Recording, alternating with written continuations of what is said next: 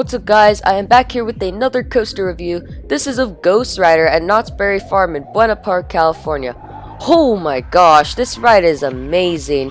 It is very intense, it has a lot of airtime, and it's overall a really great ride. Now let's get to the stats first.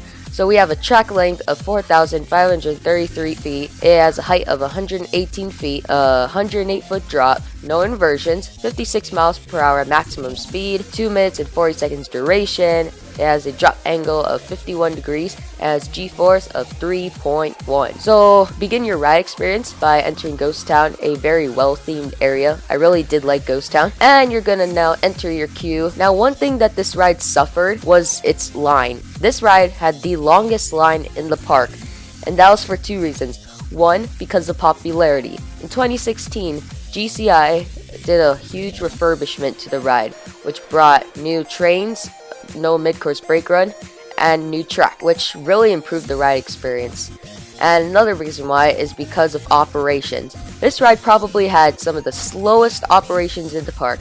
Now, since Coaster Studios did a operations video on Knott's Berry Farm, I thought it wasn't too bad, but when I was there, I had a 2-hour wait for GhostRider, so that sucks. So you're gonna board your Millennium Flyer trains. Now since this is my first wooden coaster, I was a little underwhelmed by the smoothness, but the smoothness didn't really affect the ride, because everything else about this ride beat out the smoothness and made this a great ride. This ride is very intense. That first turn right after the drop is very intense.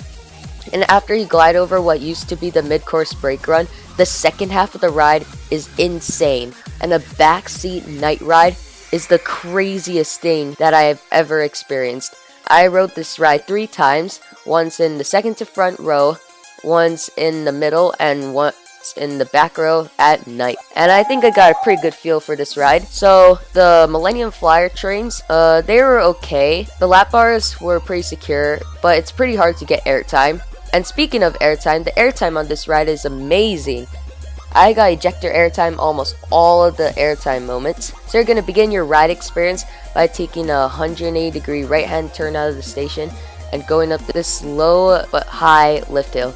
This coaster also breaks records.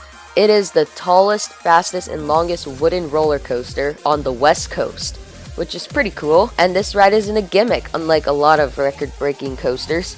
So for this review, we will be using the official POV by Knott's Berry Farm. Full credit goes to them. You can check this out on their YouTube channel and many other YouTube channels too. So after the lift hill, you're going to go down your 51-degree drop.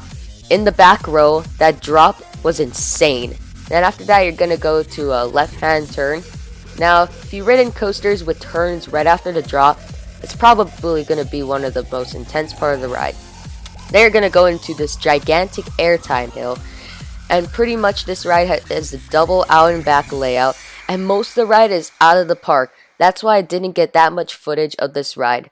So most of this ride is going to be lateral turns, leveled out turns, straight sections, pops of airtime, and huge airtime hills. And also a helix at the end, which is pretty funky, but still a great helix. Now, the reason why I like this ride so much, it's because it is very intense. It has tons of airtime. It has an insane drop, and a backseat night ride is probably the craziest thing that I have ever seen. I would recommend the back row at night, definitely, because that was such a great experience. And I would recommend this to a wooden coaster fan, definitely, but more specifically, someone who doesn't like inversions, but more everything else about the ride. So that is my review of GhostRider. I hope you enjoyed it. Please make sure to like, comment, and subscribe. See you later.